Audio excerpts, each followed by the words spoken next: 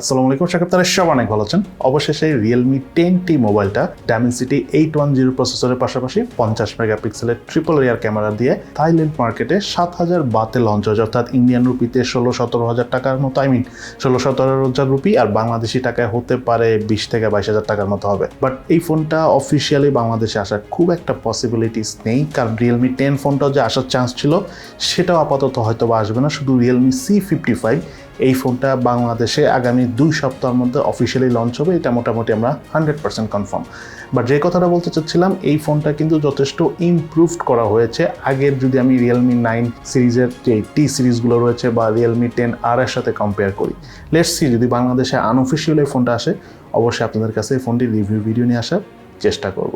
এদিকে অস্ট্রেলিয়া এবং নিউজিল্যান্ডের পর অবশেষে ইউএসএ মার্কেটে ফেসবুকের যে ব্লু ভেরিফিকেশন, মানে টুইটারের মতো যে ব্লু ভেরিফিকেশনের বিষয়টা ছিল, মেটা ভেরিফিকেশন, সেটা অন হয়ে গিয়েছে। কম্পিউটারের জন্য $12 এবং মোবাইলের জন্য $15 পে করতে হবে। এতে আপনার যে প্রোফাইল থাকবে বা আপনার যদি ইনস্টাগ্রামে পেজ থাকে বা ফেসবুকে পেজ থাকে, সবই একবারে ভেরিফাইড হয়ে যাবে। দেখেন, এই বিষয়টা অনেকে ফান করতেছে, অনেকে মনে করতেছে ফেসবুক বিজনেস করতেছে, বাট যেটাই হোক না কেন জিনিসটা খুবই ইম্পর্টেন্ট। একজন ক্রিয়েটরের জন্য এটা খুব বেশি এক্সপেন্সিভ বিষয় না, কারণ $15-20 এটা অনেক বেশি এক্সপেন্সিভ আমি বলবো না যে কোনো ক্রিয়েটরের জন্য। বাট একটা বিষয় হলো, কেন এটাকে আমি ভালো বলতেছি, তার প্রধান কারণ হলো যারা এই ভেরিফিকেশনটা নিবে, মানে ভেরিফাইড অপশনটা কিনবে প্রতি মাসে পেমেন্ট করে, তাদের পেজ বা প্রোফাইল কোনো কারণে যদি হ্যাক হয় বা কোনো প্রবলেম হয়, তখন কিন্তু ফেসবুকের সাথে ডিরেক্ট লাইভ চ্যাট করা যাবে এবং এর মাধ্যমে কিন্তু সলভ করা যাবে।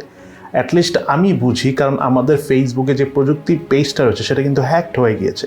আমরা অনেক চেষ্টা করেছি, বাট সেটা কিন্তু ব্যাক আনতে পারিনি। পাশাপাশি আমার প্রোফাইলটাও চলে গেছে, প্রোফাইলটা থাকলে হয়তো বা পেজটা আনতে পারতাম। সো আমি বুঝি যে এটা অনেক বড় প্রবলেম। অনেকে বলতে পারেন যে কেন আমি পারিনি, অনেকে পারছে। দেখেন, ফেসবুকের ক্ষেত্রে কোনো চান্স নাই, মানে চান্স নাই বলবো না, মানে খুব কম চান্সই থাকে। আপনি হয়তো ট্রাই করবেন, তাদের তো মেশিন মানে অটোমেটেড রিপ্লাই দেয়, তারা কিন্তু মানুষ হিসাবে চেক করে না। সো আমরা যখন বিভিন্ন রকম ইনফরমেশন দিচ্ছি, তারা তো মানুষ হিসাবে যদি চেক করতো তাহলে বুঝতে পারতো।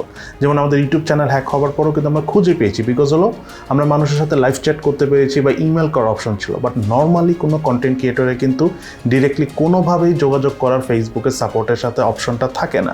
সো আপনি যদি এরকম ভেরিফাইড অপশন, ভেরিফাইড করে রাখতে পারেন, সেটা পেমেন্টের হয়েও যদি হয়, মানে পেমেন্ট দিয়েও যদি হয়, তাহলে আপনি কিন্তু, বা আমি যদি ওই অবস্থা থাকতাম, তাহলে কিন্তু আমি সেফ থাকতাম। আমি কিন্তু আমার আগের প্রোফাইল, ফেসবুক প্রোফাইল, তার পাশাপাশি আগের যে প্রযুক্তি ফেসবুক পেজটা ছিল সেটাও কিন্তু ধরে রাখতে পারতাম। বাট এখন কিন্তু কিছুই করতে পারতেছে না। ইনফ্যাক্ট আপনি যদি খেয়াল করেন, প্রযুক্তি যে আমার আগের পেজটা রয়েছে সেখানে সে আমার ছবি ইউজ করতেছে, বাট কিছুই করা যাচ্ছে না, কারণ ফেসবুকের যে অরিজিনাল সাপোর্ট সেন্টার রয়েছে সেখানে ডিরেক্ট লাইভ চ্যাট বা ডিরেক্ট ইমেল করার কোনো অপশন নেই। তাদের কিছু সাপোর্ট রয়েছে, সেখানে আপনি জাস্ট তাদেরকে জানাতে পারবেন, বাট সেটা হলো automatic, machine automated. So machine feel করে যে আমি প্রযুক্তির অরিজিনাল ওনার না, দ্যাটস ওয়াই তারা আমাকে আর ওই পেজটা বুঝাই দিচ্ছে না। সো বুঝতেই পারতেছেন যে আজকে যদি ভেরিফাইড অপশনটা থাকতো, আমি লাইভ চ্যাট করতে পারতাম, অথবা লাইভ কথা বলতে পারতাম, লাইভ ইমেল করতে পারতাম, তখন কিন্তু এই ইস্যুটা থাকতো না। এতদিনে হয়তো বা আমরা আমাদের পেজটা এবং আমি আমার আগের ফেসবুক প্রোফাইলটাও পেয়ে যেতাম। সো ভেরি ইম্পর্টেন্ট একটা বিষয়। আস্তে আস্তে ওয়ার্ল্ডের সব দেশে এটা অ্যাভেলেবেল হবে, তখন হয়তো বা অনেকে এটা কিনবে, অনেকে হয়তো বা প্রথমে কিনবে না, পরে যখন বুঝতে পারবে এটা ইম্পর্টেন্ট তখন ঠিকই কিনবে। এদিকে নাথিং ফোন 2 খুবই সুন আসবে। তার আগে আমরা এর আগের বছর নাথিং ফোন আসার আগে নাথিং এয়ার আমরা দেখেছিলাম এসেছে, ঠিক তেমনি নাথিং এয়ার 2 এটা খুবই সুন, এই মাসের শেষে নাহলে আগামী মাসের প্রথম 10 দিনের মধ্যেই ইন্ডিয়ান মার্কেটে লঞ্চ হবে। সম্ভবত 9,000 রুপি থেকে 11,000 রুপির মধ্যে এটা লঞ্চ হওয়ার চান্স রয়েছে। যদি বাংলাদেশে নাথিং এয়ারবাস 2টা খুবই সুন আসে, তাহলে আমরা খুবই সুন এটা রিভিউ নিয়ে আসার চেষ্টা করব। এদিকে নোকিয়া লোগো চেঞ্জ করার পর বেশ কিছু ফোন তারা নিয়ে আসবে। নোকিয়া ম্যাজিকের কথা আমরা শুনেছি, বাট নোকিয়া C12 Pro মোটামুটি একদমই এন্ট্রি লেভেল বাজেট রেঞ্জে, মানে ইন্ডিয়া 6-7 হাজার রুপিতে লঞ্চ হয়েছে ইউনিসকের প্রসেসর দিয়ে, মোটামুটি লো কনফিগারেশনের ফোন। বাট আমি মনে করি নোকিয়ার নতুন লোগো দিয়ে আসলে একটু এক্সপেন্সিভ কোয়ালিটি সম্পন্ন ফোন আনা উচিত, কারণ যেহেতু আমি নিজেও অনেকদিন ধরে ব্র্যান্ডিং, মার্কেটিং, ডিজিটাল মার্কেটিং এগুলো নিয়ে কাজ করতেছি। সো এত বড় একটা জিনিস চেঞ্জ হওয়ার পর মানুষের কিন্তু একটা এক্সপেকটেশন থাকে অনেক হাই। সেই জায়গায় এরকম 6-7 হাজার টাকা দামের মাত্র এই অক্টাকোর ইউনিসকের প্রসেসর দিয়ে এই ফোনগুলো না এনে প্রিমিয়াম ফোন আনা উচিত। আদারওয়াইজ লোগো চেঞ্জ করে লাভই কী হলো যদি আপনি বিশাল কোনো কিছু না করতে পারেন। দেখা যাক, নোকিয়া হয়তো বা আগামীতে ভালো কিছু করলেও করতে পারে, আবার নাও করতে পারে, সময় সেটা বলে দিবে।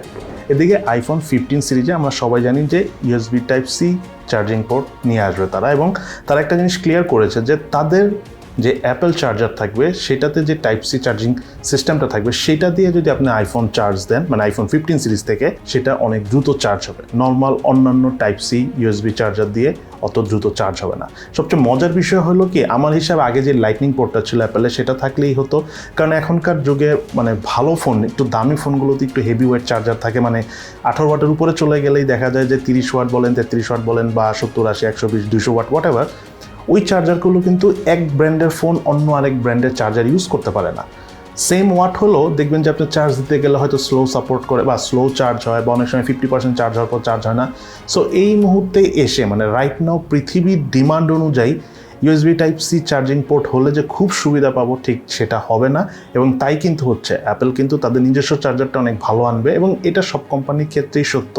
So ultimately charging port change হওয়ার কারণে যে আমরা অনেক সুবিধা পাচ্ছি অ্যাপেল ইউজার যারা রয়েছে আমাদের মতো, আমার কাছে সেটা মনে হচ্ছে না। ইনফ্যাক্ট একটা বিষয় হলো প্রত্যেকটা ব্র্যান্ডের সাথে যে চার্জারটা দেওয়া হয় এখনকার যুগ অনুযায়ী আমি মনে করি সেই চার্জারটা ইউজ করা ভালো। এতে ফোনটা অনেক লং টাইম কমফোর্টেবলভাবে ইউজ করা যায়, ব্যাটারিরও তেমন ক্ষয়ক্ষতি হয় না। বিভিন্ন ব্র্যান্ডের চার্জার ইউজ করলে কিন্তু ব্যাটারির প্রবলেম হয়, স্পেশালি যদি আপনার ফোনের ব্যাটারিটা 18 ওয়াটের উপরে চার্জার সাপোর্ট করে থাকে তখন। এদিকে Redmi Note 12 সিরিজের নতুন একটা ফোন আসতে যাচ্ছে, সেটা হলো Redmi Note 12 Turbo।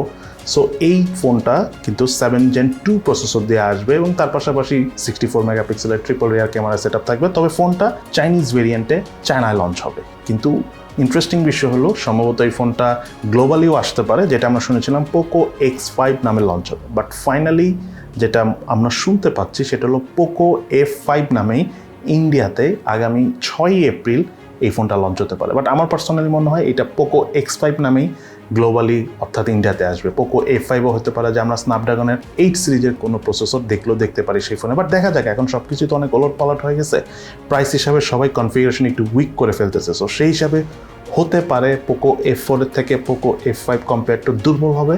That's why হতে পারে 7 Gen 2 অর্থাৎ এই নতুন প্রসেসর দিয়ে আগামী 6 তারিখ ইন্ডিয়াতে লঞ্চ হবে। বাট যেটাই হোক না কেন, Poco F5 ফোন যখনই আমরা হাতে পাবো এই ফোনটার ফুল রিভিউ ভিডিও নিয়ে আসবো।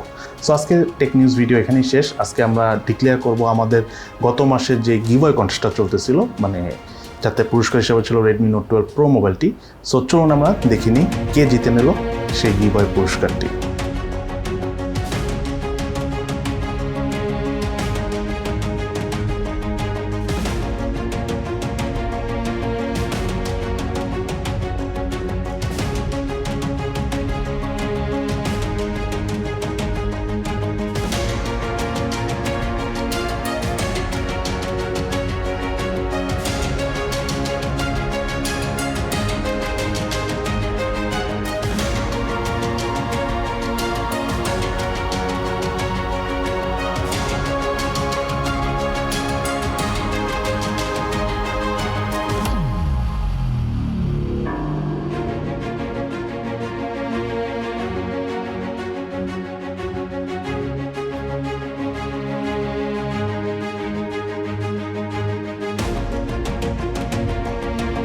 কনগ্রাচুলেশন মুকিম চৌধুরী ভাই আপনাকে। আপনি আমাদের প্রযুক্তি যে ইনস্টাগ্রাম পেজটা রয়েছে, আমি ভিডিওর নিচে ডেসক্রিপশনে লিঙ্ক দিয়ে রেখেছি, সেখানে ক্লিক করে জাস্ট সেখানে যে প্রযুক্তির পেজে আমাকে একটু মেসেজ করে জানিয়ে দেন আপনার প্রপার ইনফরমেশন কী রয়েছে। দেন আমাদের তরফ থেকে আপনাকে একটু চেক করা হবে যে আপনি রিয়েল না ফেক, বা অনেক সময় অনেক কিছু হয়ে থাকে। সো এটা কমপ্লিট ভেরিফিকেশন ডান হয়ে গেলে আপনার হাতে পৌঁছে যাবে Redmi Note 12 Pro মোবাইলটি। অনেকে আপনারা যারা গিভঅ্যাওয়ে কন্টেস্টে অংশগ্রহণ করেন সবাই আসলে জিততে পারেন না, এটা খুবই স্বাভাবিক। আমাদের কাছেও খুব খারাপ লাগে, কারণ একজনই মাত্র উইনার হয়। বাট আমাদের চ্যানেলে নিয়মিত গিভঅ্যাওয়ে কন্টেস্ট থাকে। সো দোয়া করি, আশা করি আস্তে আস্তে সবাই জিতবেন, এবং আমাদের খুবই সুন আরও কিছু গিভঅ্যাওয়ে কন্টেস্ট হবে, আশা করি হবে আর কি। তো যদি আমাদের কাছে এক্সট্রা ফোন থাকে তখন আমরা সেটা ট্রাই করি গিভঅ্যাওয়ে কন্টেস্টের মাধ্যমে দেওয়ার জন্য। তো সবাই ভালো থাকবেন, সুস্থ থাকবেন, এবং আমাদের জন্য দোয়া করবেন। ইনশাআল্লাহ দেখা হবে ফিউচারে।